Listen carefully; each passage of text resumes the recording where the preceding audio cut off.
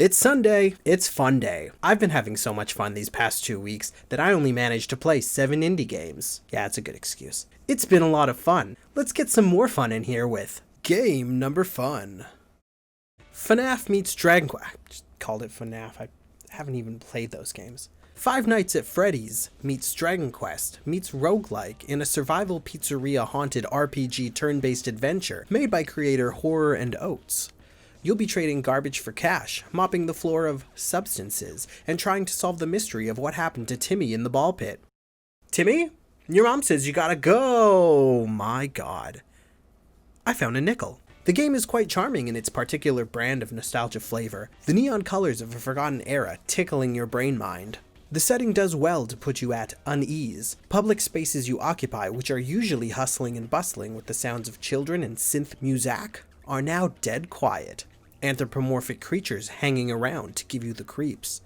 Look at this Elmo motherfather. This dude creeps my nightmares. According to reputable sources, aka Pete in my Twitch chat, this game is quite good and juicy. So you don't even have to listen to me on this one. It's only $5. Go give it a try. Game number 2. You want to knock an easy one out of the park? Go play. No. Go experience No! Go live in Carl Burton's ambient, surreal, hazy, colorful dream world of islands, non-places. I can't decide whether or not there's a through line here, but it doesn't really matter. This game should be a staple for the term interactive art. Take a screenshot at any point in this game and boom, wallpaper porn. Am I gonna get in trouble for using the word porn?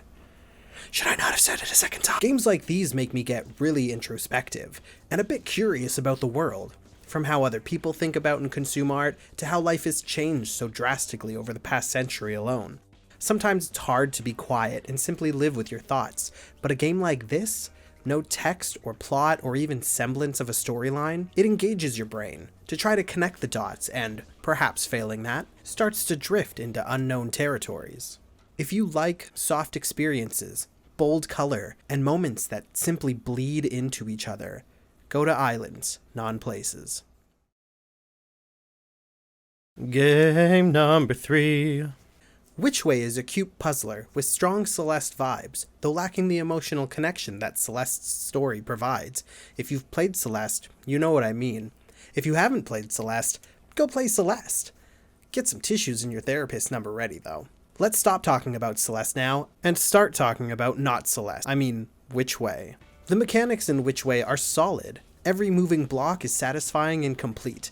The puzzles are mostly easy enough, with a good percentage having me scratching my brain or calling out to the gods that be, aka my Twitch viewers, for the answers. The design of the game is adorable. I only wish there was an engaging emotional story element to answer my questions of who, what, where, and why. When and how don't factor in as much. Also, Andrew Gleason, if you're watching this, and I know there's a non-zero chance that you are, please let me rebind the controls. My pea-brained gamer brain. I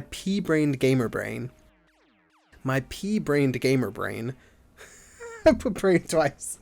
My pea-brained gamer brain could not function with 2 keystrokes handling the majority of the mechanics. Please take pity. Game number 4. Sex is cool, but have you ever lived the morning after a one-night stand over and over? I have been stabbed, shot, poisoned, frozen, hung, electrocuted, and burned. Oh, really? Well, now you can! Kinmoku's One Night Stand is a visual novel that takes only 30 minutes to play through, but has the depth and pull to keep you coming back again and again. The rotoscoped animations are hypnotically beautiful, everything is hand-drawn and feels hyper-real, the pacing of the game feels true to a hazy morning after a night of blackout drinking, where everything seems to move a bit too quickly to comprehend, but not so fast that you lose any real train of thought. You will get confused, and there will be surprises. Heck, there are ethical decisions you're forced to make, ones that made me uncomfortable, and ones that I even felt like I learned from. Not that I'm going to be in this situation in real life anytime soon, and maybe that's exactly why this game was so engaging. Hey, it's a pandemic, and this one night stand is the best you're probably gonna get right now. And I don't want to understate it, it's a great piece of art and storytelling. Go play it. And then play it again, and then play it again. There's like 12 endings.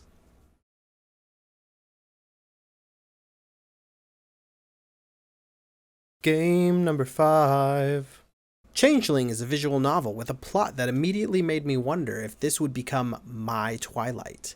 The feel the intro sets up is one of mystery and mysticism, magic and monsters, maybe even murder. You view the world through the main character Nora, who I renamed DeeJeeZees for comedy and vanity reasons, as her family and her move back to their hometown. True to good old hometown values, the people there tend to gossip about irregular occurrences, spooky happenings, and the like, the biggest of which involved Nora/DeeJeeZees' disappearance some years ago. Nothing about this incident is explained right away, so the mystery leaves you guessing. The first chapter is heavy with exposition, janky in its approach, and the train of thought can be difficult to follow when Nora/DeeJeeZees will start reminiscing at the drop of a hat. Chapter 2 shows much more promise, as it introduces more characters and their involvement lends credence to the previously random exposition. It got better, and I was in for it. I have both complaints and praises concerning the music, but for brevity I'll just say the kitchen theme appears too often and sporadically, but the musical cues are sometimes Italian kiss perfect. The art style is also notable in its soft appearance. Everything looks computer drawn and is shaded superbly, and I felt treated with this style after all the 8-bit, brightly colored games I've recently played. At $20 USD, it's a well-priced novel I'd recommend. If the story seems to interest you, maybe it'll be your Twilight.